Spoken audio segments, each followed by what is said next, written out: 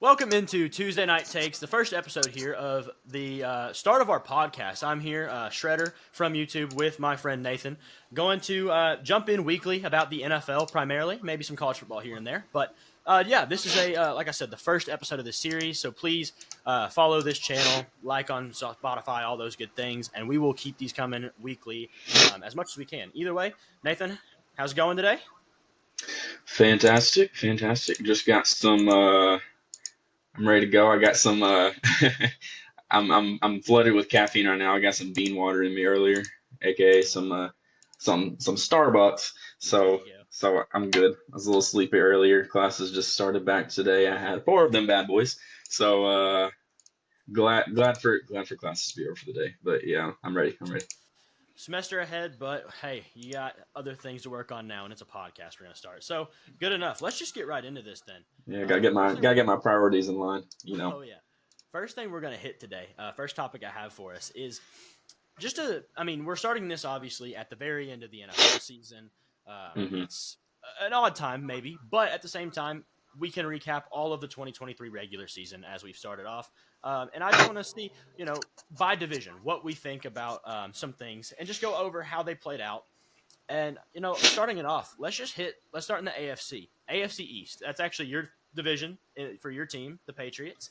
What do you think? How did things play out in your opinion to where the expectations were and just how the season went? Uh, Excluding the Jets, I think it went about how roughly how people expected. I think I don't me personally, I'm not exactly alarmed at how bad New England season was. That's my team. That's my team. I'm a sad Patriots fan this year, but it's okay. Got a high draft pick to look forward to this offseason. But nonetheless, it's not a talented roster. It never was.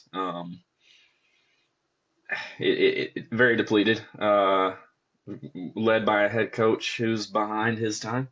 Um, the league's moving forward, and Bill Belichick staying put with his philosophies, and it works well. The defense is certainly played above their talent level for sure.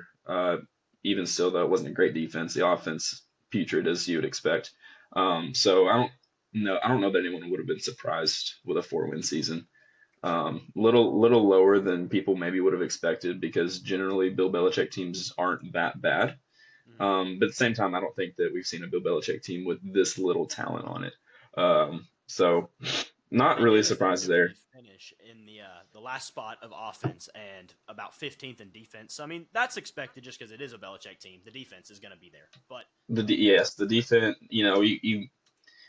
The defense. You can only do so much with a good defense. When your offense is worse than the Bryce Young led Carolina Panthers, which is yeah, that's a pain. It's painful to admit.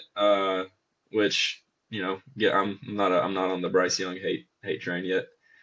He's just a rookie, but that's a terrible offense led by a rookie quarterback. So, um, not a yeah.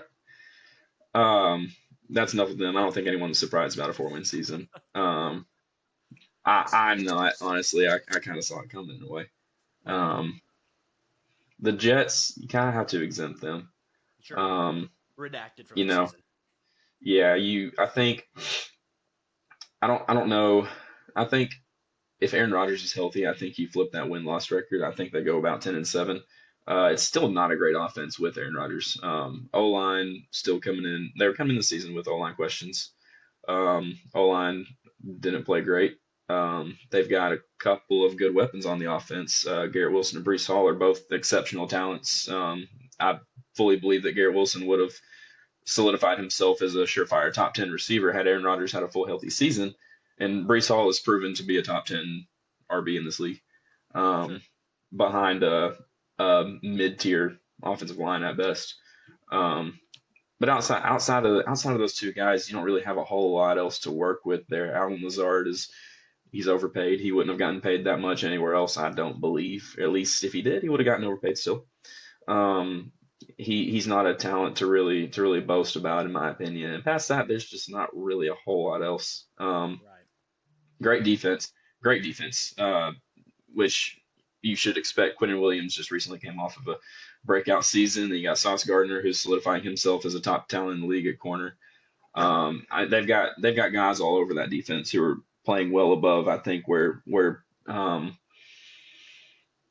people might have expected them to. You got guys like Quincy Williams who are you know he's just before this season, last season, he wasn't a guy that you'd write home about. C.J. Mosley's a great linebacker to pair with him as well.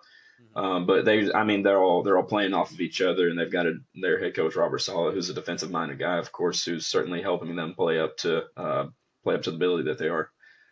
But it was an okay season given that Aaron Rodgers goes down, and you see what the Jets offense is past that. Right. Not a shocker. They didn't look good. They looked bad in their losses, and they didn't look great in their wins. And I think that's mostly to do with their bad quarterback play and a defense that just keeps them in the game.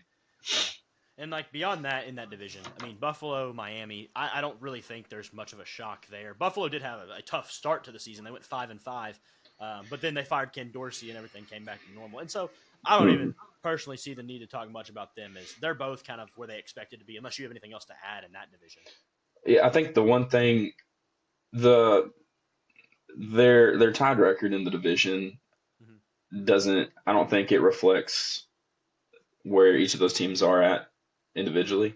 Buffalo did win the division, of course. They're first place in the AFC following the regular season. However, I think they're better than a tied record.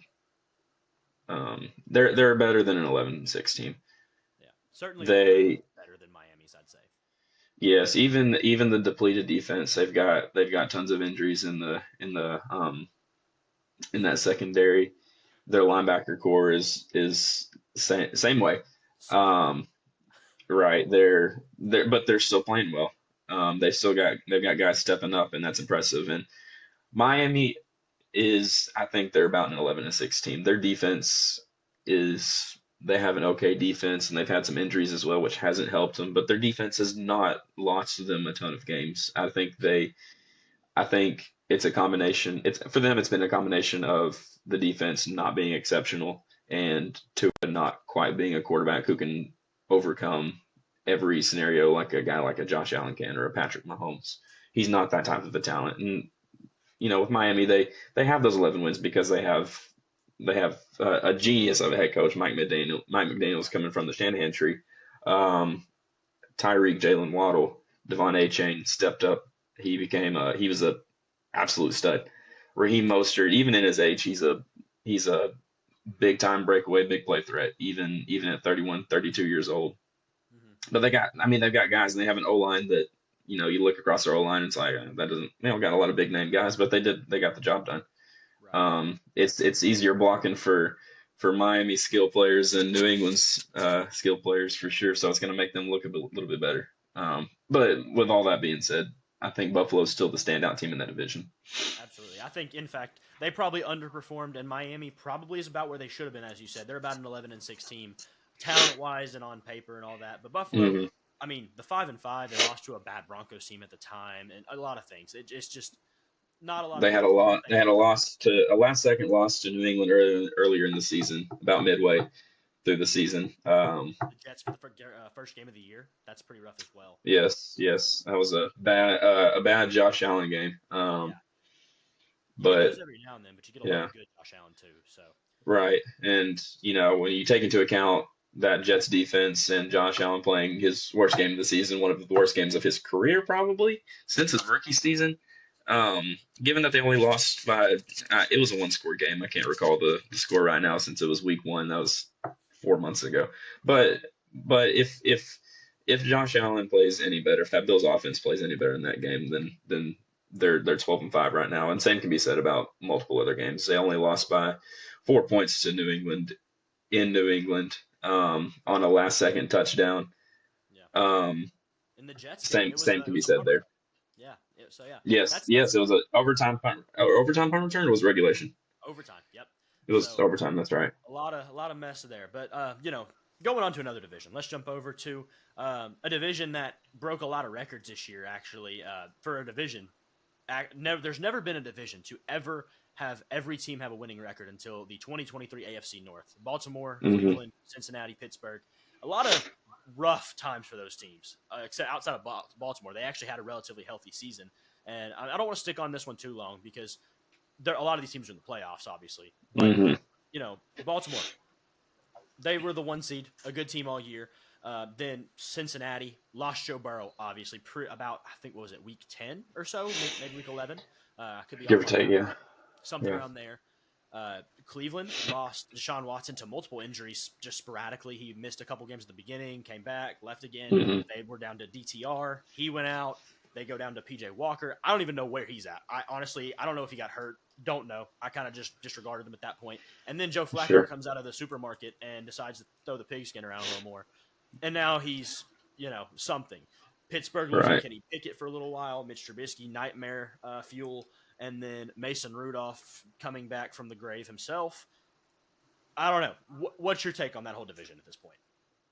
We'll add we did get to see that Mitch Trubisky nightmare in person, live and in person. Yeah. One of the few Patriots wins, which I'll be I'll be quick to flaunt that. I'm not gonna flex a single win whenever we got 13 losses tallied up. But Just um, mention Mitch Trubisky. Just remember that. Let's keep that in well, mind. right. Um, no, Baltimore. Not much to be said about Baltimore. I think it's a pretty. This is a Baltimore Ravens type season. They were not hammered with injuries this season like they typically are. Their backfield got pummeled a little bit. J.K. Dobbins goes out early, which you at this rate in his career you can bet on it before week 18 he's going to be done for the year. Yeah. Unfortunate because he's a solid running back. But then they have guys that emerge and get the job done. Gus Edwards has been a great goal line back for him. He's even he takes a bulk of their carries. And you can't say that he's not certainly helped them get to 13 wins, having guys in the backfield that can get the job done. Justice Hill has even, up until it was looking probably like after this season, he wouldn't have much of a future left in the league, just because he hasn't done much in his career. But he's done well for him. And then Keaton Mitchell uh, arose, and he was a very electric player, and he was looking to take Justice Hill's spot in that offense until he got injured. But it's just, Lamar Jackson, he finds a way to win games, even if he isn't he's a top talent quarterback in the league, but I don't think anyone looks at him the same way they do a Mahomes or an Allen. But he's a winner, and Baltimore's a winning culture. They have a defense this season who was incredible. They had an incredible defense this year. Guys like Jadeveon Clowney, Kyle Hamilton, Justin Madubuike coming in and having great breakout seasons. They got guys stepping up all over that team. Winner, but they haven't proved it in the postseason, so that's yet to see. That Good is enough. true. That is good enough there, though. We'll jump down to the AFC South. Obviously, it's Houston, Jacksonville, Indy, and Tennessee. Quite a forgettable year for Tennessee. Injuries. They got Will Levis. Maybe he's the future, maybe not. Indy Hmm. and Houston had rookie quarterbacks come in on the start of the season. One of them went down. CJ Stroud obviously played very well. Jacksonville had the division locked up. Posted December 13th. Playoff tickets on sale all the way to now when they didn't make the playoffs, losing to their division rival Tennessee Titans. I didn't know about that playoff ticket thing. I did not know about that. That's funny. Yes, they posted that That's December 13th and then mm, lost the division and missed the playoffs. wow. Yeah, they were 8-3 at one time. Yeah. And 8-3. finished, do you have the record on you right there? They Yeah, they're finished 9-8. 9-8, so that, yeah. Went 1-5 in their last 6. That's rough. That's rough. Yeah, I mean, obviously you have the great year from CJ Stroud. I mean, he's a rookie quarterback, and rookie quarterbacks are, you never know what you're going to get. And, guys like Manning, guys like Trevor Lawrence even, they had awful rookie years. And year Mm-hmm. 2 and beyond, well, for Manning, not so much for Lawrence so far. Year 2 was good. But Manning, for Mm-hmm. example, obviously an elite career. But you never know what you're going to get with the rookie quarterback. Obviously, Mm-hmm. CJ Stroud gave you a good year. Nothing less than that. He's going to win Offensive Rookie Year there more than likely. And, yeah, I mean, I don't think there's much else to add there. So I want to go ahead and just get to the AFC West because this division has some drama. obviously the mess with the Chiefs. I mean, the just I don't even I don't know where to go with that. Then you have the Raiders, who somehow finished second in this division at 8-9, tied with the Denver Broncos. The Raiders also started Aiden O'Connell for a vast majority of the season and ended up 8-9. So congrats to them, and Antonio Pierce as well. Heck of a job coaching that team at the end of the season after the McDaniels firing. Denver Yeah. Broncos had Russ. He played well. Maybe some frustration in terms of leaving the pocket too early, not making the best of reads in all the ways, but at the same time, he statistically was good. He just was. And the Chargers, I mean, much to forget there. Hmm. A season wasted for Justin Herbert, to be honest, and Brandon Staley being fired has finally happened. But yeah, tear into that division for me. Yeah, with the Chargers, there's not much to say there. Yeah, It's the story of their life, story of the life of a franchise, like theirs, eternally cursed. Um, but yeah, I mean, it's sad to see a guy as talented as Herbert having his first few. You get that. you- quarterbacks are weird. Especially it gets really weird whenever you have to finally pay them, and they miss that window. He comes in, has a spectacular rookie year, and it's like, all right, let's get something going here. And they could have gotten something going if their head coach was someone other than Brandon Staley. But when you can't fix the defense after what was it, 4 seasons, and you're the defensive guy, pretty much. yeah, you're not going to get that far. 5-12 is extremely disappointing though. They got talent on that offense. It's definitely time for them to turn the page though, and things are going to look a little bit different for them going into the future. They could be a Harbaugh landing spot if he does choose to come to the NFL. Maybe a Belichick if he leaves New England. But that's a topic for another day at this point. I just wanted to add that in there real quick. But either way, Sure, yeah, go on from there. yeah. Denver, an 8-9. You look back at Denver early mid part of this season and tell a Broncos fan that they're going to finish 8-9. They probably be just ecstatic about that. They look terrible. We all know about the 70 points that got hung on them by the Dolphins in Sure. week 3, whatever it was. Um, Horrid defense. Then they turned it around. They turned it around somehow. They were playing exceptional right in that mid late part of the season, then just kind of fell off, and then they just mailed it in, benched Russell Wilson. It looks like they're going to get rid of him, which that's a video topic for another day. It'd be very interesting to talk about, but it it just maybe not quite the season that Broncos fans were expecting. And Raiders, not really much to say there except they overperformed certainly after firing a head coach, and the interim comes in, does a good job, although it's Raiders team, not much talent. So getting 8 wins is nice. It's nice to have that going into the offseason, have something going into next season to maybe look forward to a little bit. I don't know about that quarterback situation still. And then the Chiefs, they're 11-6. They got in. Um, I don't know what kind of noise they're going to make in the playoffs because their skill guys are lacking, and it's certainly been frustrating for that offense to not have the talent that they've previously had in years to go out and wreck shop in the AFC. But it'll be interesting to see, especially that week 1, that wild card matchup, them versus Miami. I think that's going to be that'll be a very interesting game for sure. Yeah, I'd like to add about the Denver points real quick. It came out, I believe, today or yesterday that a lot of the players were very upset with not McVay. I don't know what I was saying. Sean Payton for Hmm. benching Russ, and I you can see, imagine. I mean, I didn't see that, but it doesn't shock me. yeah, when you have Jarrett Stidham as your backup, nothing against him. I mean, he's not a premier player or much even the best backup in the league. But I just don't No. see why you do that. I mean, yeah, he's making a lot of money, but where are you going to go? I don't know. That's the interesting point of that season, the offseason. From my understanding, their purpose in doing that was to avoid Russell Wilson getting injured because if he doesn't get injured, it allows them to save some money on the cap if they choose to part ways with him. If he was injured, it would have cost them some. So I think they saw that their playoff chances were dwindling, so they just said let's bench him. Let's ensure we don't want to burn any bridges, have him go out there week 18, get injured, and then we get stuck having to pay a larger cap penalty or whatever that then we want to if we do choose to part ways. But it's kind of a mess there. Hopefully Sean Payton can pull them through though. I personally would like to see Denver start to turn it around. It's been a while since they've been decent. Absolutely. Yeah, let's move over to the NFC side now. Jumping to the NFC East, obviously Philly, Dallas at the top of that division, not in that order. New York and Washington follow up. Mhm.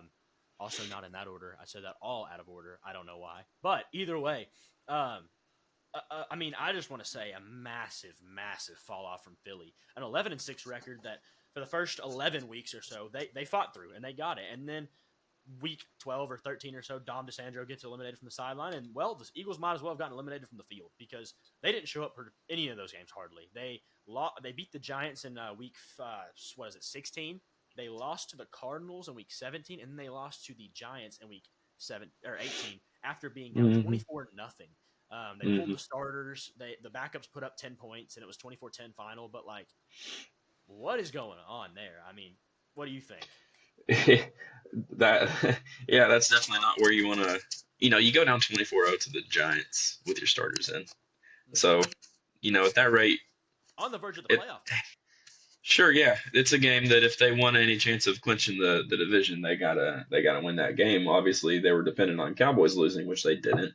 So, I don't know. I'm sure they were keeping tabs on that game as well as their game was being played and saw that Dallas went up pretty big. So they saw that game was rendered useless for their chances of winning the division. But definitely, you don't want to go into the playoffs losing your last two games of the season against the New York Giants, who are drafting once again at the top of the draft after a 6-11 season, and then you get the Arizona Cardinals, who last in their division, 4-13 season. Maybe not as bad as that record indicates. Kyler Murray's certainly been a jolt of energy for him here in the end of the season, but it's still not a talented roster. They still got big holes on that team. Right. Two ugly losses, terribly ugly losses. One stat that I do want to point out that I just noticed: the Dallas Cowboys have a point differential of 194 points compared to the Philadelphia Eagles 5. Um, Interesting. yeah, I just found that interesting. I think we all know Dallas. They feast off of going up big off of their aggressive defense and early in games, and then just kind of coasting the rest of the way. Um, Yeah. and then the story of I think that can justify their 194 point differential. Philly, story of their season's been that defense. It's been terrible. There's no other word to use. They were, I believe, third to last in points allowed per game. Um, and they're way down there in yardage as well. It's that pass defense has been awful, and it's hurt their run defense as well. Even though they got dudes up there in that on that front, it's not looking good for Philly. They're looking fraudulent right now, coming off of a Super Bowl appearance last year. Um, it'll with that being said though, it'll be interesting to see what we get out of the Dallas Cowboys in the playoffs because it's been a while since we've seen a Cowboys team really go into the postseason and you know do some work. Yeah. Um, with that being said, though, not much to be said about the Giants and Commanders. Commanders maybe not as good of a season as people might have thought they were going to have. 4-13, they kind of just tumbled at the end of the season. Yeah. I Giants, I look at their win loss at the end of the season. They ended the season on like I think it was 8 straight losses. They didn't win since week 9. It was bad. Uh, I don't know if they made any changes that kind of directly occur to that. It's the Washington Commanders. I don't think anybody pays that much attention to them. Even their own fans Sam, don't. yeah, Sam Howell. Sam Howell. I know you were hyping him up that season. He was playing well to start, and then he started to fall off a little bit mid late part of the season, and then just kept he couldn't catch back up. He didn't have a good end of the season, and they eventually benched him for I believe Jacoby Brissett. Right. Um, but that wasn't enough to salvage their awful season they had. I don't think their defense is not good. Trading away both your top edge rushers, two excellent talents in the league, is certainly not going to help your defense by any means. But outside of that, their pass defense was terrible all season, even before those guys got traded away. The offense is nothing to write home about. They've got some skill guys. Um, they got some skill guys to work with, but mediocre quarterback and O line play is not gonna get you far, even if you have the top skill guys in the league. Right.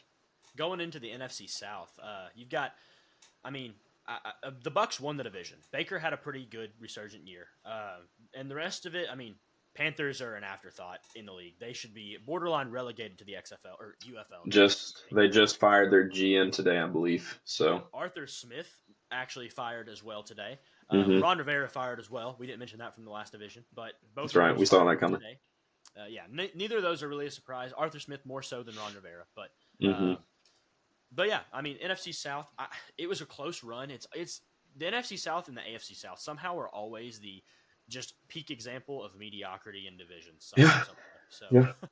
Yeah. Yep. they're interesting, but in a very uninteresting way. Yep. Good way to put it.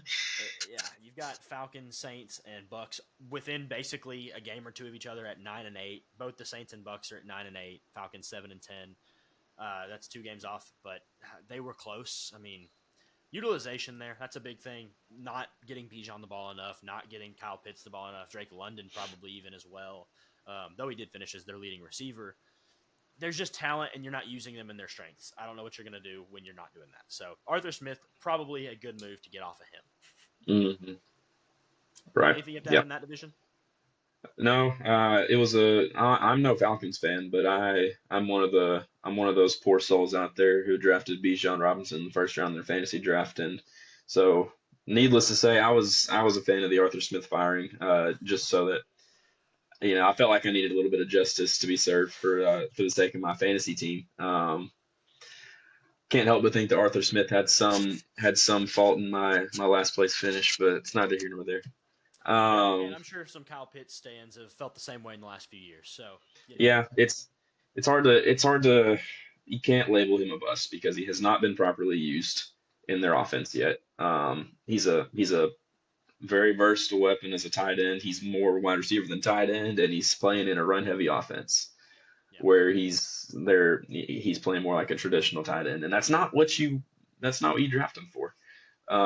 Mediocrity at quarterback is not going to help him, and I think they're starting to realize that they need to get the most out of their skill guys right now before time comes to make decisions on them for the future. absolutely. Kyle Pitts is the nearest to being extended. I believe he's got 1 year left on his rookie deal.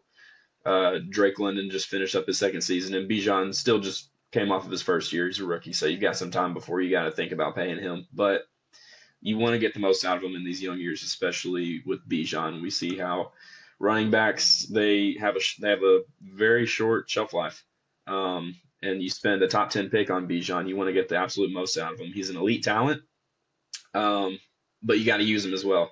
Um, same case with Drake London, Kyle Pitts especially, but it'll be interesting to see what they do going forward at head coach as well as quarterback. Right. One thing I want to share about this division that I looked at doing some research or some stuff earlier.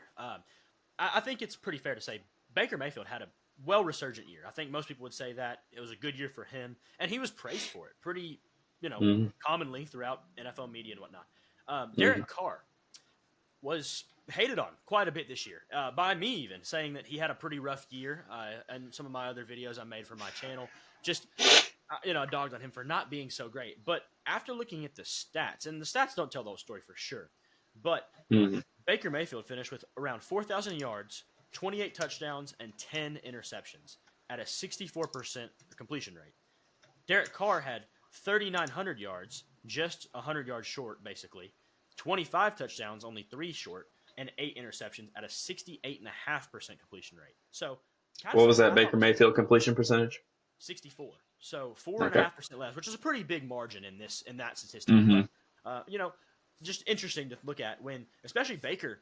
You could argue he has a lot more help in terms of his receiving threats. Mike Evans, obviously a very good receiver. Chris Godwin, pretty much up there as well. Rashad White had a really good role in the passing game this year. hmm Um, and yeah, that's pretty much it there. But Saints, Chris Olave, good receiver. I don't know if I'd put him above the other two. Maybe above Godwin. It's a shift around. But you got I think it's safe to say, yeah, we don't have to, we're talking about wide receiver twos. We don't have to spend time talking about those guys. right. It's just with less help, it seemed like Derek Carr actually had a pretty good year and hasn't gotten a lot of praise for it. So I just want to give him a little shout out there. But that's good there, I think. Moving to the next division, the NFC West, the Niners, Seahawks, the Rams, and the Cardinals. I want to start with the Cardinals here because you mentioned them a minute ago. With obviously they didn't have the best roster. Kyler Murray came back and had a pretty good end of the year, but I just want to really look at Jonathan Gannon. I remember when they hired him, it was looked at as a very rough signing. Not really sure how they'd be. Was he even that good of a candidate? And they competed throughout the entire season. And I think with that Hmm. roster, which could have been one of the worst rosters on an NFL team in history, you've got to give a lot of credit for that. It was a bad roster, and they competed. That's all you can ask for. Yeah, you bring in a guy from Philly who, Philly had an elite defense last year, and so I don't, it might be. I think in this day and age, any head coaching hire that's not particularly an offensive move is going to be questioned. So bringing in a defensive coordinator is maybe not I'll say the sexiest hire. Albeit though he coordinated the best defense in the league last year, and they were for the most part unstoppable at times. Um, he certainly had a hand in their highs. Um, Not going to blame him for their lows either, because I think that's we can attribute that to their putrid roster, which um, there's not a whole lot there. Mm-hmm. There's not a whole lot there to talk about. Especially his side of the ball. His side of the ball, there's not a lot It's there. Buda Baker. It's about Buddha the only and player. yeah, and I think he's a guy that, this would be for another video. I think he's a guy that could potentially be on the move this season if they wanna look to get some draft capital for him before he Yeah, starts to get up there in years and starts to get on that decline. yeah. It's not a good defense roster wise though, so props to Gannon for not being as bad as the Panthers, Yep, there you go. That's about as a win it can I be. guess. Yeah. Then obviously the Niners ended up with the 1 seed in that NFC. Very good year for them. One of the most loaded rosters in the league. Not something that's super Hmm. impressive. The one thing I will say though is Brock Purdy did establish himself because last year he had a heck of a run, but he was a seventh round pick, almost undrafted, the last pick of the draft, and you didn't know what to expect from him. He did overachieve last year, and I'd say he probably overachieved this year. He's just a career overachiever. That's a great thing to be. But yeah, just they made it work, and good on them. Hmm. Yeah. Um, uh, there are a lot of people. Brock Purdy's kind of a polarizing player, and I tend to be in the camp that says that he's not quite what his stats play him out to be. Definitely He not. has the benefit you can't dock him for it. He plays in a offense with tons of talented skill players with a coordinator who draws up plays for his guys to get in the open field and run. Um, and he does it really well. Kittle, top tight end in the league. Christian McCaffrey, MVP candidate. Whether you believe that he's the true MVP or not, he's one of the most valuable players in the league. Absolutely. Debo, great in the open field. Brandon Ayuk's proven to be a very underrated player. And an O line that in recent years has tended to, whether it's due to schematics or just their talent level, they're always it's always an O line that you can count on to get the job done. So Brock Purdy's got a lot going in his favor, but at the same time, he's not wrecking the car. Um, he's doing his job and he's doing it well. He's not winning them games particularly, I wouldn't say, but he's doing what he's got to do, and you can't dock him for that. Yeah, he's doing his Um, job. yep. Hmm. And then the Rams, I think you could say they overachieved personally. A They're another team that honestly has a pretty bad roster overall. I mean, talent wise, it's not pretty. But I mean, they have Stafford, Cooper Cup, Puka Nakua, who came out of nowhere, and Aaron Donald. Other than that, it's a pretty bare bones roster. Not a lot of talent on either side of the ball outside of those four guys. Kyron Williams, another guy you could add in there for sure. After Hmm. having a good year and a half, last year played a bit, and then this year succeeded that. But that's Hmm. really it. So I mean, what do you think about the Rams and how they did? I think you get with the Rams, you get three of the best performing rookies in the league this year. We obviously know about Puka, he's going to be up there for the rookie of the year, with C.J. Stroud, of course. I don't know if he'll be able to overcome the the The the quarterback. favor that voters give to the quarterback position, which I think Mm-hmm. is justified, but nonetheless, you also get the two. I don't know if going into Week 18 they were the top two rookie sack leaders, Kobe Turner and Byron Young, both playing well above I think what fans might have expected them to. Yeah. They've got a lot of guys that are playing above their talent level maybe, or maybe they've got a lot of guys on that team that's overrated, but they've had a very sneaky good season at 10-7. I don't think anyone expected them to be near 10-7. Sure. Um, yeah, it's interesting. I don't have a whole lot to say about them. They got there. They got to 10-7, Yep. even with Stafford missing some time there in the middle of the year. Yeah. It'll be interesting to see what they do in the playoffs. So I think they have a week one wild card matchup against the Lions. Yep. I think So Matthew that could Stafford, Jared Goff going back against each other in their own places. that could be an interesting game. I think it could be a very interesting game. Yeah, and then Uh-huh. Seattle is the final team in this division. Obviously, they end up missing the playoffs by I believe they're the eighth team, 9-8. Green Bay got in just out of strength of victory on their season. Hmm. Hmm. Geno Smith had a great year last year and an okay year this year. His stats actually play him into that Baker Mayfield, Derek Carr conversation I put him earlier. Another guy that was interesting, even though he didn't seem to play as well. Um, Hmm. but you know, a Pete Carroll team is going to be a Pete Carroll team, and they're gonna fight through it, and they're gonna win a lot of games even if they shouldn't. So yeah, that's what I have to say about Seattle. Anything you got to add there? Yeah, I don't think anyone's surprised by the season they had. I just found out that Geno Smith's real name is Eugene, so that's pretty funny. I felt the need. I needed to add that. I didn't know that. Anyways, um, it's they had a season. No, again, they peaked last year. They played above the level, everyone expected them to be drafting at the top of the 2023 NFL draft. No one thought they would have a good season last year. And what do you know? They came out and played well above their level they expected to, Geno Smith especially.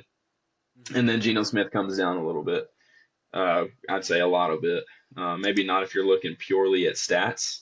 Yeah, He definitely declined in his season statistics from last year to this year, but he kind of just seemed to be he looks a little bit more confused, maybe not as I don't know. He just seemed to play with the confidence last year, like he knew where he was going with the ball every single play. He was one of the most. I think according to some stats, advanced stats, he was the most accurate passer in the league last year.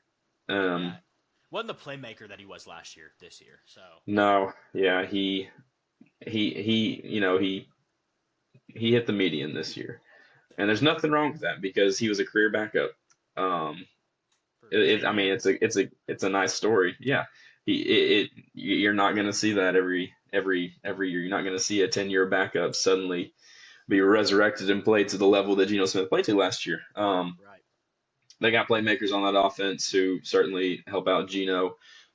O line questions that they'll probably have to do some addressing to this offseason, and the defense just got to keep building it. They've got some nice playmakers on that defense. Tariq Woolen, Jordan Brooks, Bobby Wagner came in. He's older. He came in and he had a good season for his age. Yeah. Nice to see him reunite with Seattle. But it's an interesting situation for them. I think they just got to keep filling out that roster and hope that Geno doesn't fizzle out before they're able to build up a really talented roster to compete in the NFC, especially in their division with a team like the Niners. Yeah, absolutely. So we're going to transfer to our final division here. That is the NFC North. The Lions did win it, shockingly enough. I mean, it was I wouldn't say expected, but some people were calling for it at the start of the year. They went Hmm. 12-5, which is tied with the best record in the conference with Yeah. Dallas and San Francisco, and Hmm. then followed by I believe Green Bay, Minnesota, and then Chicago. So what you got to say about those teams there? Detroit did about what I think everyone was hesitant to label Detroit.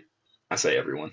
A lot of people were hesitant to label Detroit as division winners because they are Detroit. They have a long history of mediocrity Yeah, and a history of worse than mediocrity as well. So it's one of those believe it when you see it type deals there. But they did it. They had a great season. offense, fantastic. They have one of the top offenses in the league. Hopefully, for their sake, hopefully their OC Ben Johnson doesn't leave this offseason to go take a head coaching job somewhere. But I think that's likely. Um, Defense is still they're still building the defense. I don't think this is their year. Albeit it's been a great year for them. It's been nice for the Lions fans to finally have something to look forward to. I think that defense is going to hold them back though ultimately.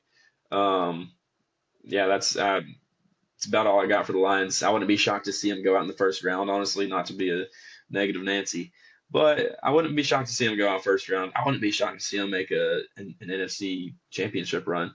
I don't know if they make it out of the NFC though. Sure. Yeah, moving on. Obviously, Green Bay started off pretty rough. Well, really, it started off pretty well. Jordan Love in the first 2 weeks looked really good, then plummeted for a while, and Mm, then resurrected his season. Ended up as I think he had 4,000 yards and 30 and 11 touchdown reception ratio, something around that. I'm kind of eyeballing those numbers off the back of my head, but I mean, if that's the case, and I know they're roughly right, that's a heck mm, of a year for a guy in his essentially his rookie year playing. I mean, yes, he's been in the league for 4 years, but hmm. he's not played in the seasons. Yeah, anything about Green Bay you want to add? Yeah. I don't think anyone expected Jordan Love to really be that good. Whenever he did play in previous seasons, he just did not look good. And I think it was a questionable draft pick at the time by Green Bay, anyways, given that Aaron Rodgers was coming off of an MVP season, I believe. Either he was or he responded and won MVP that season after drafting him. But I don't think anyone expected Jordan Love to be part of the reason why the Packers got into the playoffs. Um, it's interesting to see, though. I think it's always cool to see quarterbacks come step in and take the reins of their team and play well. So that's good. That's Packers fans have something to look forward to for sure.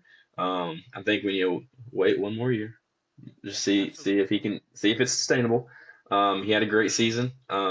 He certainly helped Matt LaFleur stay off the hot seat. absolutely. But it'll be interesting to track him over the next couple of seasons, see how he continues to progress. But it's a team littered with rookies, young players all over that offense, especially. Um, I believe somewhere around 80% of their touchdowns that they scored this season came from either rookies and second team players combined. But you got guys, Jaden Reed stepping up, having a big rookie season. Luke Musgraves he's a promising young talent, even though he wasn't able to finish out the last third of the season, give or take. Romeo Dubs, Christian Watson. We know those are both talented players. We just need to see Christian Watson stay on the field consistently.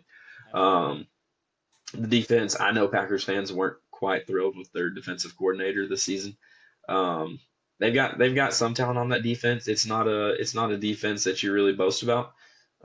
So in terms of looking forward to next year, I think it'll be interesting to see what Green Bay does on the defensive side of the ball. But As long as they're Jair doesn't go out they're as in a a good captain. they're in a good spot right now. Yeah, yeah. As long as Jair does not go out as a captain again, so that'll be Sure. fun. Yeah. Then Minnesota, a forgetful year for them. I don't really think there's much to sit on there. I mean, after losing Cousins relatively early, you try to bring in, I believe at the time it was Jaron Hall, their rookie quarterback. Didn't do much. They bring in Joshua Dobbs, who had some fire in Arizona, and then had some fire carry over into Minnesota, but fizzled out pretty quickly. Nick Mullins tried to save the Hmm. season himself, but every touchdown you get a pick with him. So um, Yeah. Yeah. relatively forgetful. I think we can gloss over them a bit. Chicago, they're in an interesting spot. Obviously, Fields coming to a weird spot. They've had the first overall pick now in back-to-back years as they lock up the one seed via the trade they had with Carolina last year. Um, Hmm. they're in a weird spot just because Eberflus he coached well. I mean, when he took over the defense, his side of the ball, they were a good defensive unit, and they didn't have a whole lot Yeah. of talent as well. So I don't know anything about that right there. Yeah. I think that move for Montez Sweat also helped out their defense a whole lot. I think just putting in that one stud guy on the D line certainly helped everyone else on that line as well too. But credit to him for saving that defense. They would have been looking at a not so good season. They would have been probably around 5-12, 4-13 had Eberflus not come in and did the job that he did. But they're in an interesting place. I think Chicago's fan base is roughly divided between Justin Fields and drafting a quarterback in this draft. Um, you know, some people think he played well to end the season.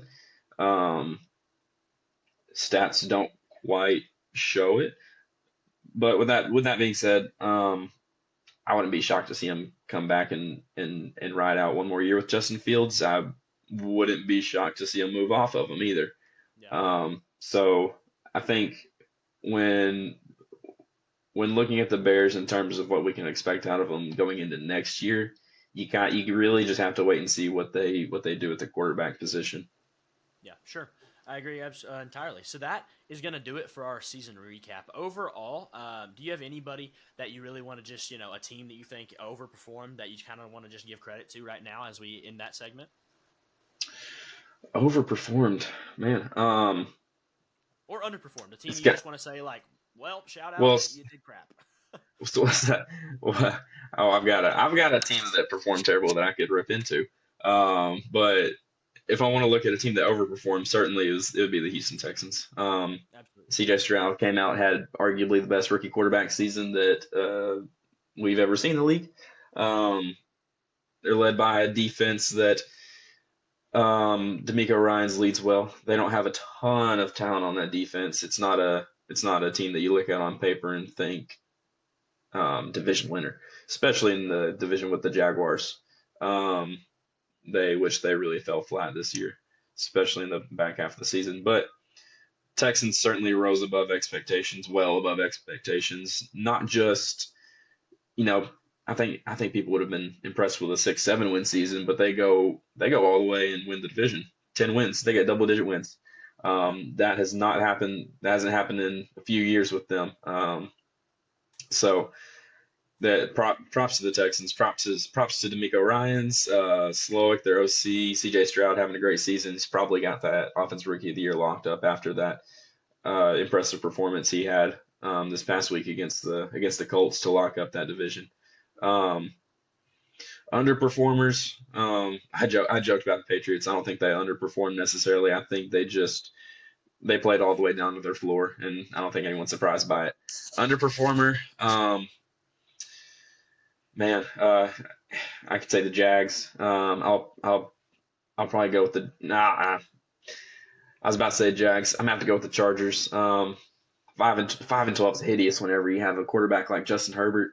You got talent Granted, on he that missed offense too. 4 or 5 games, but nonetheless, He he they did weren't he very happy did with him. sure, yep. But when you have a guy like Justin Herbert who's for the most part unanimously a top five quarterback talent in this league, you 5 wins is just not acceptable in any case. And it's not Justin Herbert's fault. It's all on that defense, and when you have a defense that bad where you're constantly playing from behind, you can't really get into a rhythm as an offense. Every drive matters. You got to get points on every drive in order to stay in the game whenever your defense is playing that bad. Disappointing season though, it really is. They have an end of their era with Brandon Staley, obviously, as he is fired Hmm. halfway through this season. And that's going to bring us to our next segment. Now, you actually don't know anything about yet. I haven't told you this couple of times.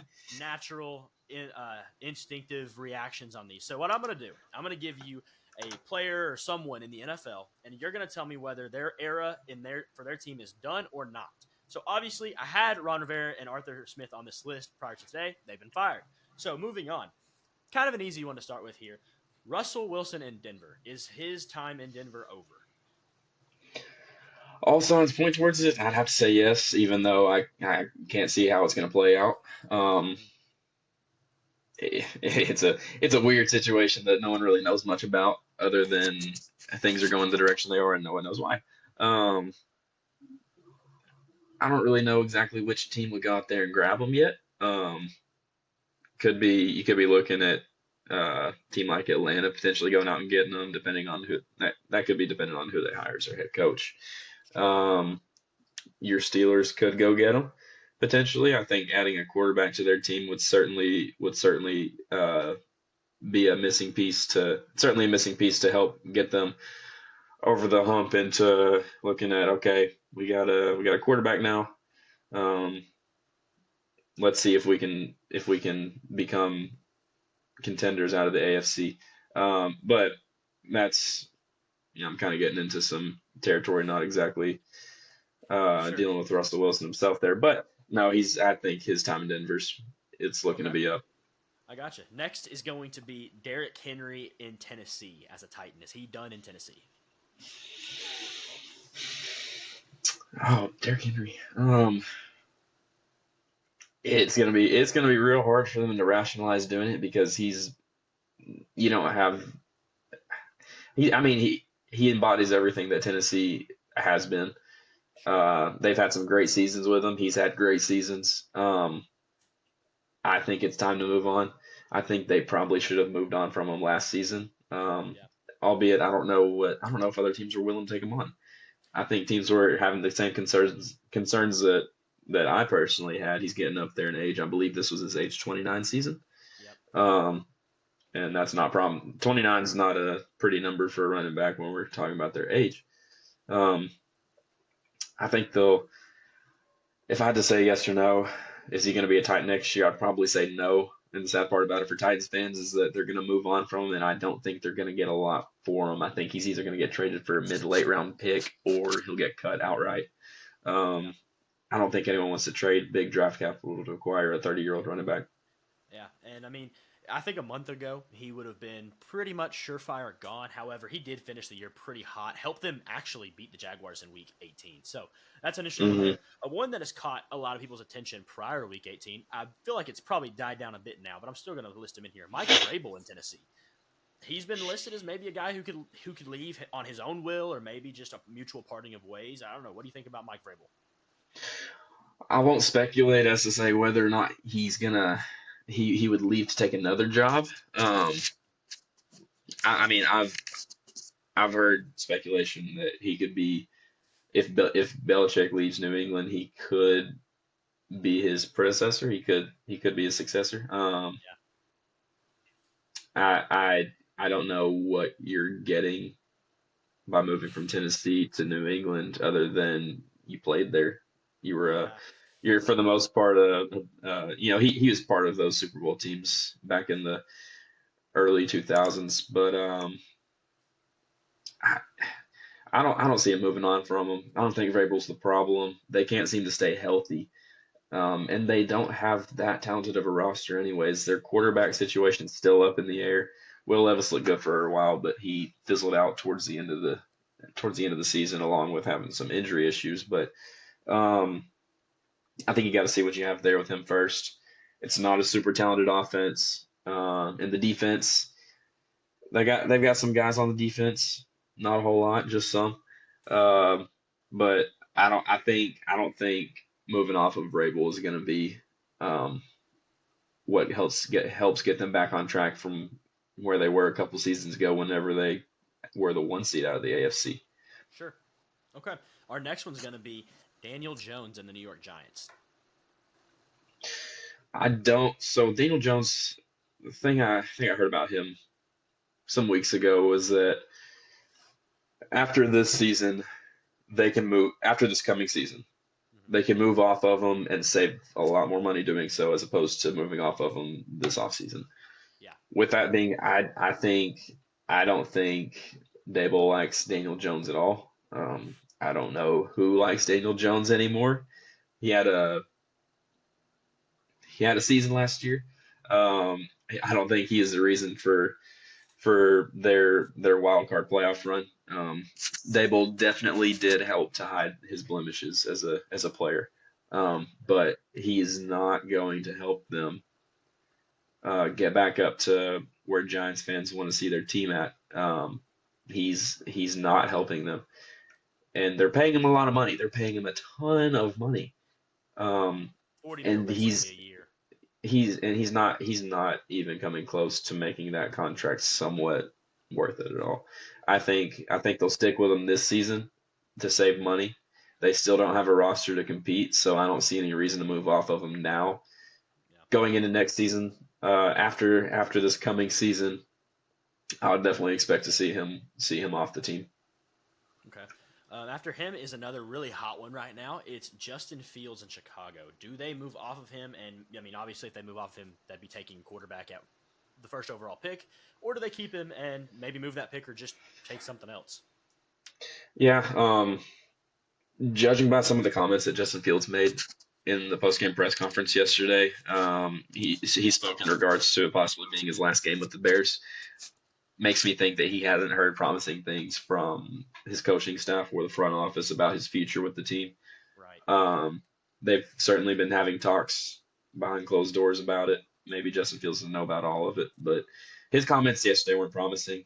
Yeah. Um, and with where you're drafting at this year, with the loaded quarterback class, I think now is the time to strike while the iron's hot and move off of Justin Fields before his value really plummets. You get one more mediocre at best season out of him, and no one wants to. I don't think anyone's wanting to touch that, especially give up draft capital to acquire him. And I think you trade him now and you get the next team, whether it be Atlanta or whoever, you get 1 year of him plus the 5th year option to add on as well. The other team gets the Uh rights huh. to do that. So that gives them a lot more incentive to keep him and try him out a little bit. So I think this is the best time for him as well. Either way, moving on to the next one, Bill Belichick in New England. Is this one over for y'all? Oh gosh. Oh, I don't know how to answer this one. Oh man. Honestly, Boston Connor on the Pat McAfee show said it best. Bob Kraft and Bill are going to go into a room, and no one's going to know anything until they come out of that room. And when they come out of that room, people probably still won't know anything, but them too, and it won't stay anywhere it won't go anywhere until they decide they're ready to explain it. True. Yeah. Yeah. So my thing with Bill is that I love him as a defensive coach. He makes good defenses out of nothing. He has a way of doing it. Um, However, as a personnel guy, don't love him. He has proven to be not very good at drafting skill players, which has certainly been our weakness past couple Still seasons. Harry Even over DK Metcalf and AJ Brown. I don't need to be reminded. Think about it every night before I go to bed. With that being said,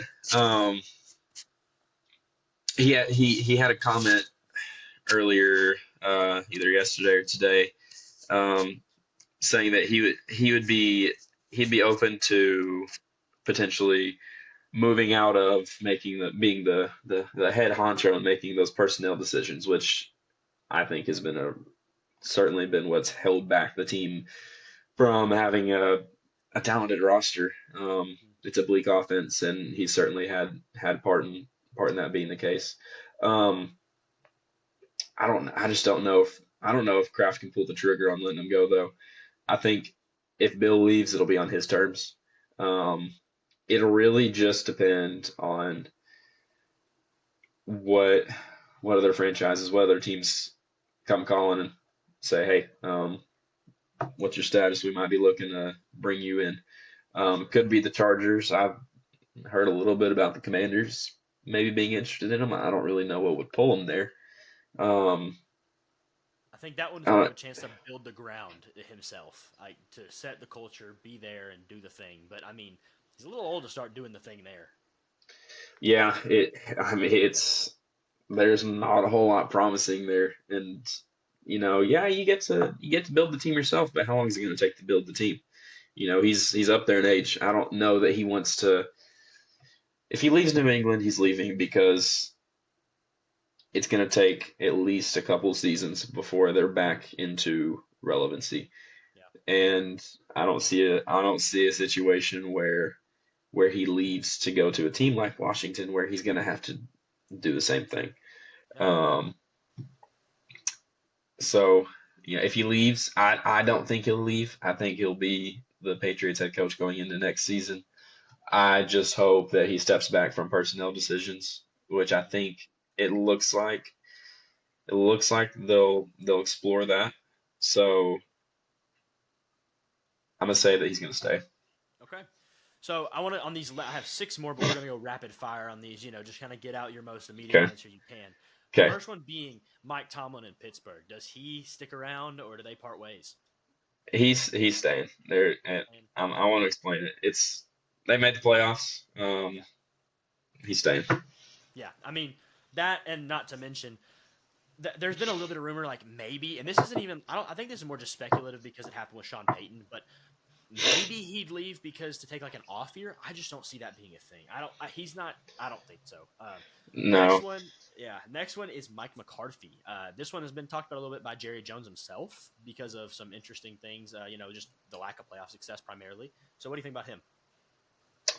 They got a division. They won the division. Um, that was big for them. And we're starting to see Dak and CeeDee Lamb really become a dominant duo. I think I think if they go out and lose in the wild card, there'd be some conversation. However, I don't think they're losing to Green Bay. I think I think they'll have at least a little bit of playoff success, and I don't think it'll be enough to rationalize Mike McCarthy's time in Dallas ending.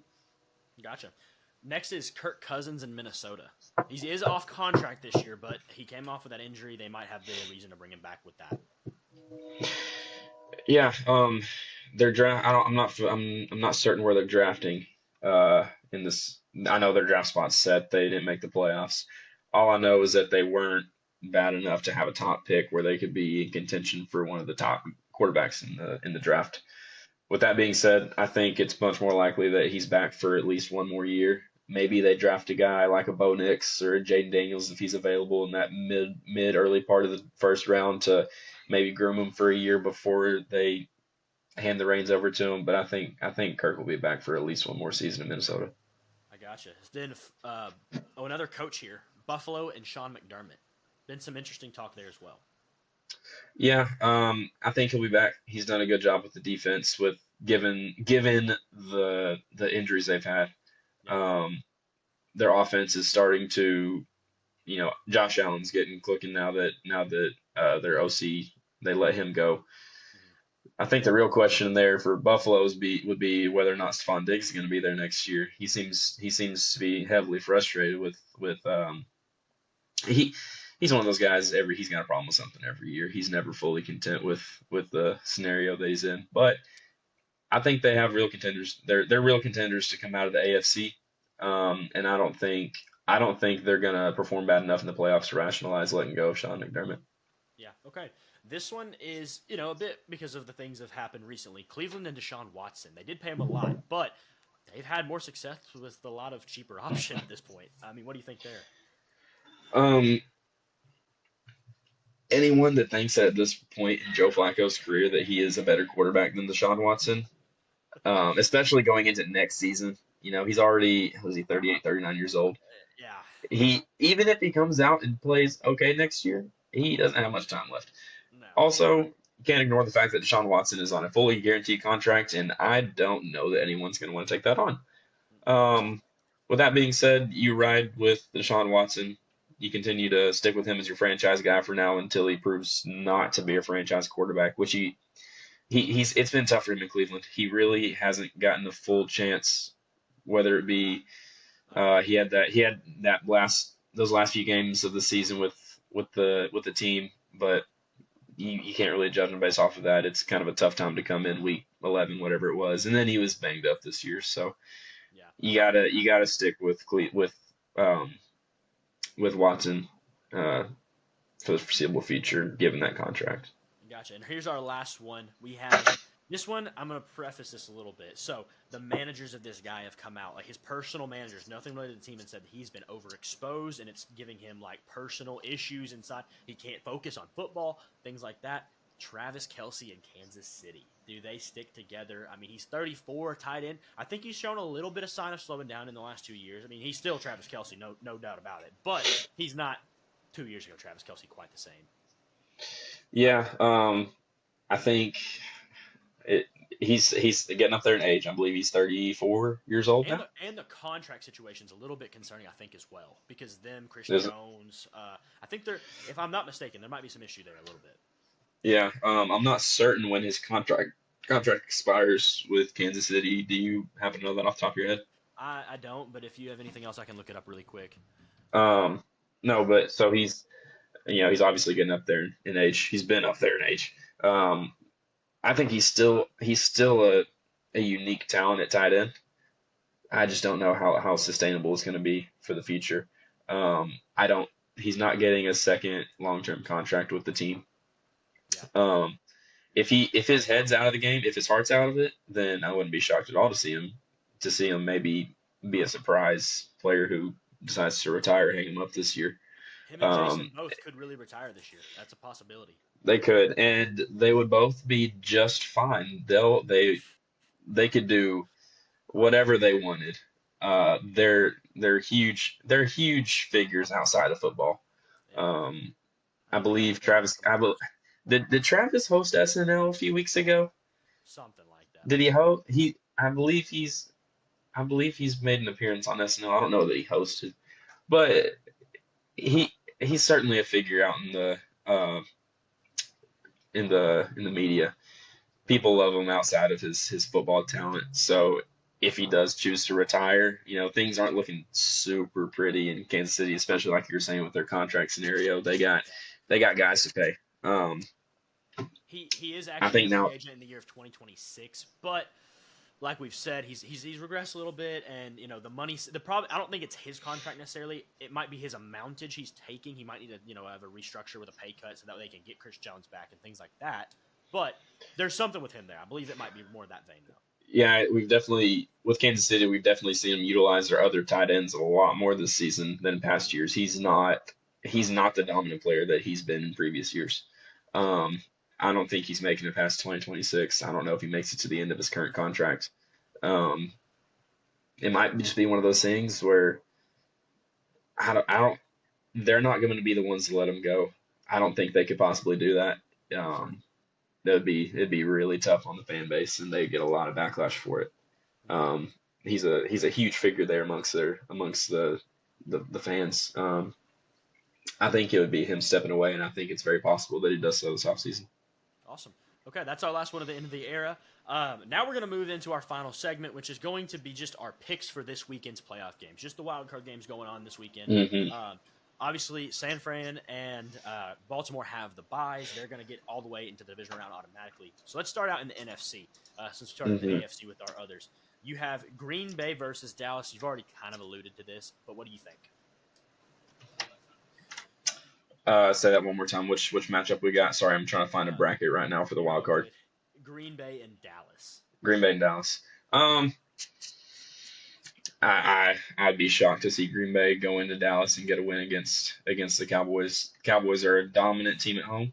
Um, I think they're going to make Jordan Love look like the Jordan Love that we thought he was going to be going into the season. He's risen above expectations for sure, and he's had a great season um, for his standard that he set for us before this year.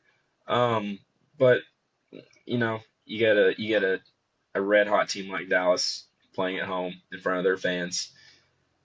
They've got that aggressive defense that's certainly going to. I think they're going to get after Jordan Love, and I just don't know that he can outduel that Cowboys offense, especially with the way that Dak Prescott and CeeDee Lamb have played in this back half of the year, especially CeeDee Lamb having a massive season coming out of, early in the season he was looking he wasn't getting enough looks in the offense, and he voiced his frustrations. And ever since they made it a point to get him the ball, they've just been going up, and Yeah. they proved that by closing out the year with a division championship. Yeah.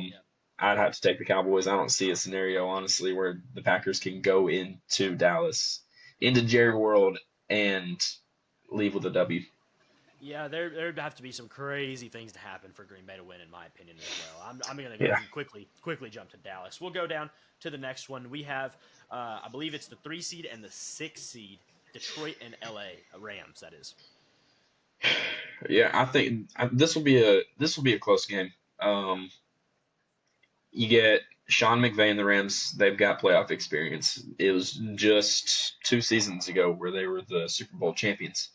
Different team, not the same team that it was then. They've lost some of that defensive talent, but that playoff experience is going to certainly help them. It's going to help. It's going to help Sean McVay in his coaching. Matt Stafford's got the playoff experience. Cooper Cup. They've got guys who have been there before. Yeah. And I think Matt Stafford is gonna be a little fired up playing against his old team in a playoff game where they're gonna be the underdogs. Yeah. Jared Goff will as well. However, Jared Goff is not the quarterback that Matt Stafford is. He's much more of a game manager. Um, Sure. he's not a guy that's going to win you games. He's kind of a Brock Purdy type. But I think it'll be a close game. I really do. However, I don't know that the Rams have the talent to overcome the offensive talent that Detroit has, especially taking into account the fact that Detroit's got home field advantage as well.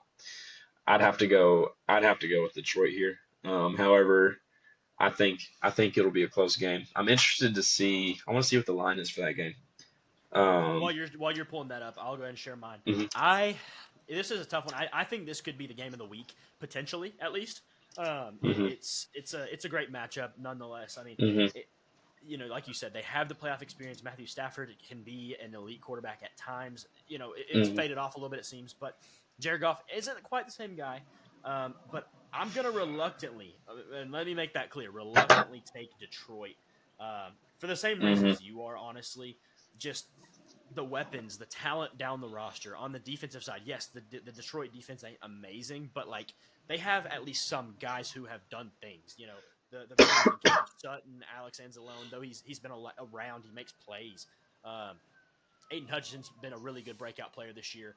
I do Mhm. think Detroit does pull it off very, very close, and part of me wants to say the Rams, but I'll go with Detroit. Yeah, this is interesting. When the playoff schedule dropped, the wildcard schedule dropped last night. The line opened up at Lions -5, and just today, it hasn't even been a full 24 hours yet. It's already moved down to Lions -3. So that tells you a lot about what some of the bettors are thinking. Um, Yeah, it certainly is not a hot take to say that this is going to be a close game, just judging by the line already dropping 2 whole points in less than 24 hours. Um, that doesn't change my opinion on who I think is going to come out of this game with the win, though. It'll be a close game for sure, and it's not going to be an easy one for the Lions, but I expect them to get it done at home. yeah. And then our final NFC game is Philly and Tampa Bay, and this one's interesting because I mean Philly's had that rough end of the season, but Hmm. with the Super Bowl run behind them, obviously they didn't win it. They might this. There's a part of me that thinks maybe that bad loss to the Giants could fuel the fire in ways that we've not seen. Could don't know that it will. It's possible. They are a talented team. I mean, the defense is underperformed in my opinion. They've been rough, but they still have guys. Darius Slay, James Bradbury, Avonte Maddox when he's healthy is a very good nickel corner. They brought in Kevin Byard. They obviously have the D line that we don't even have to talk about, and they get a good matchup in Tampa Bay to start their playoffs. I mean, what do you think here? I'd be shocked to see Tampa go into. Well, they're playing in They're Tampa. in Tampa. Yeah, That's right. That's right. Yeah, it's a shame. Um, it's not. Never mind. We can talk about the playoff structure another time. But Uh, yeah, I don't see a way that the Eagles lose this game. I just don't know that even though Philly's had a atrocious year defensively, I don't know that the Bucks have the guys to overcome. Um, now it is worth noting AJ Brown's knee injury. I don't know what the status is on him. I don't know if it was severe enough to where it's going to hold him out. It didn't look good on the field. If you want to look that up, see if he what the status is on him right now. Um, I think that's cause for concern. But I believe the Bucks have had a top run defense as well this year. The Eagles are really going to have to lean heavy on that run game if they want to, you know, pull away from this Bucks team. I just don't know that Baker Mayfield can get it done though. Um, sure. Eagles again, they have that playoff experience from last year. They've been there. This Bucks team is, they are only in that fourth seed playing at home because they play in an atrocious division. Yeah, I don't see anything about AJ So Brown's injury, but yeah, I don't know. Yeah, mhm. do you know the line on this game as well? I'm just interested in that now. I can look it up uh, if you don't know it. I'm gonna check it out right now. Yeah, let's do that. Just interesting to see. Opening betting lines have it at Eagles favored by 2.5. So they are the Wow, favorite, even as the wow. away team. That's Two and a definitely half. one of their struggles. So I guess you said you're going Yeah. with Philly. Yeah, I gotta take Philly here. I, Buccaneers, I just don't know that they have the guys to get it done. I'm I don't sticking I with you don't I there. don't believe in I don't believe in Baker to that extent. Yeah, he'd have to prove that one for sure. I definitely agree. Philly, though they've been rough, they are the better team, and I just think the better team wins in that case. So Hmm. Philly to Philly, it just is what it is. We have the same exact picks in the NFC. Are we going to run the table in the AFC? Let's start down on the Saturday game: Cleveland and the Houston Texans. Excuse me. Um, that honestly, like that's probably like it's a good game because of the matchup, but let's be real. I, I don't know about either of those teams long term. I don't know. So like and through the long term of this playoffs, I mean. So it's a matchup. They're both fun stories, and it is a matchup. You were right. Um, it's I think it's just a matter of how far they're gonna go before they lose. They're both fun stories. It's neat for Browns fans to see their team play as well as they have, especially on the defensive side of the ball this season, um, and carry them to a 12-5 record, something that hasn't been seen in Cleveland in quite a while. And then the same goes for Houston, but with the offensive side of the ball, it's been the story of their season where you get again we've talked about it previously. C.J. Stroud having a fantastic rookie season, got guys all over that offense being elevated. The defense has been led extremely well by D'Amico Ryans in his first year. It's an interesting matchup for sure. That Texans offense versus the Browns defense. It's Texans. Houston has that home field advantage. I think I'd have to go with Houston.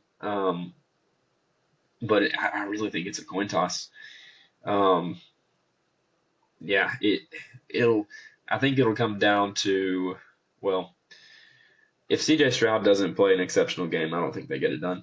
Um, but at the same time, you could see either one of these quarterbacks implode. You got a rookie quarterback versus the guy who's sitting on his he was sitting on the couch just a month ago. He Yeah. was not an active player for how long was he out of the league? Was it a full season that he was out of the league? Two He did seasons? play for the Jets last year, but it was a ineffective season. He played like 3 games. It wasn't anything to count. Yeah. Well, he was not on a team. He wasn't even on a team for the first three 2/3 of the season, 3/4 of the year. So Right. it's a fun story. Man, I I don't like picking the rookie quarterback to win his first playoff appearance because you don't Yeah. see that often. But I just I like the Texans. I really do. I like Nico Collins. I think he's played fantastic this year. I think he's an extremely underrated player in the league. He's been a big weapon for C.J. Stroud. I just don't know that the Browns offense is going to be able to pull through for him. Yeah. I'm gonna actually go the other way here. Finally, I'm gonna go Cleveland. The line is 2.5 Cleveland. I'm not saying it just because I take the favorite. That's not what I'm trying to do here. But I just I'm gonna rock with the coach of the year here in Kevin Stefanski.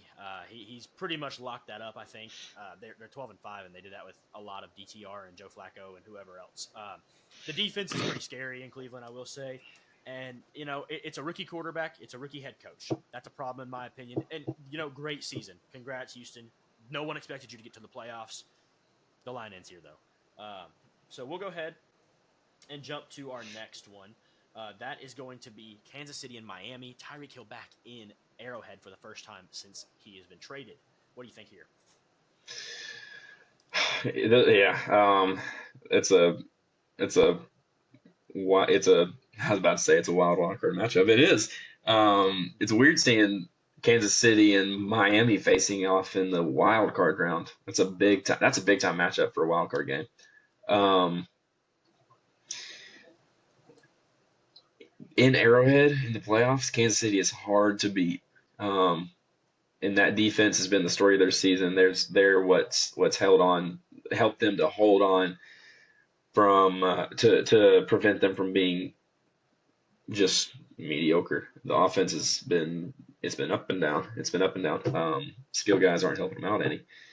Um, however, I will say Tyreek coming back to Kansas City, playing that defense. If anyone's going to know how to play Tyreek, it's going to be Kansas City. Um, and Tyreek, he's been a fantastic receiver, had a fantastic year. However, he is not invincible. We've seen him have games where the defense is just able to scheme up some magic and shut him down. I don't know what Jalen Waddle's status is for this game. I don't know about Raheem Mostert either. Yeah. But quite frankly, even with the Chiefs' struggles on offense this year, the Dolphins' defense is not something that I think anyone in Kansas City is afraid of. And so I think Kansas City is going to play that Dolphins offense really well, and I think they'll come out with the win. I don't know if I can trust Tua to go into Kansas City into Arrowhead and steal a victory away from Mahomes and Andy Reid. Yeah, it's going to be rough weather that weekend, too. I mean, I think it's supposed to be like maybe 15, 20 degrees, something like that. Pretty Hmm. cold and whatnot, unlike those Miami fans. It is actually Chiefs minus 3.5. I'm a little shocked it's actually that. I kind of thought it'd be closer, honestly. More like 2.5 or something, maybe, if the Chiefs are favorites. The thing I see interesting here is the Chiefs' defense is matching up, is obviously the better side of the Chiefs, and they're matching up against the better side of the Dolphins in their offense. So when the Hmm. Dolphins are on the field offensively, we're going to get to see the best matchup on the field effectively. And Hmm. I think it's the other side of the ball that's actually going to matter. It's can the Chiefs receivers and their offense really make an impact on that game and beat up the Dolphins' semi-weak defense. I'm going to go with Miami here.